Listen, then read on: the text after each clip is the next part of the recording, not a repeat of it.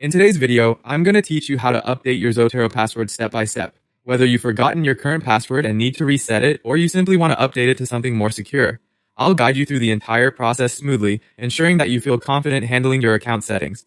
First things first, we'll start by opening your web browser and heading over to Zotero's official website, which is zotero.org.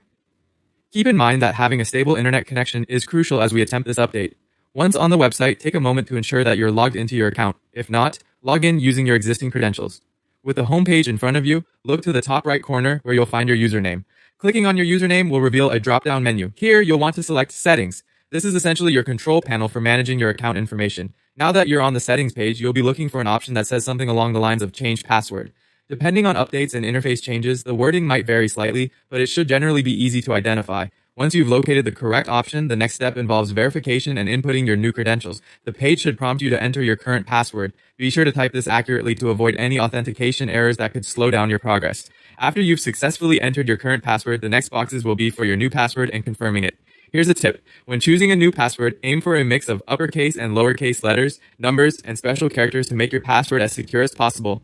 Also, remember to select a password you can easily recall or store it securely using a password manager. Having chosen your new password, type it carefully into the new password field. Then, repeat the same password in the confirmation field to ensure there are no typing errors. If everything matches up, you're just about there. The final action is to save these changes. Look for a button that says either Save or Change Password. With one click, the process completes and your new password becomes active. Congratulations, you've successfully updated your Zotero password.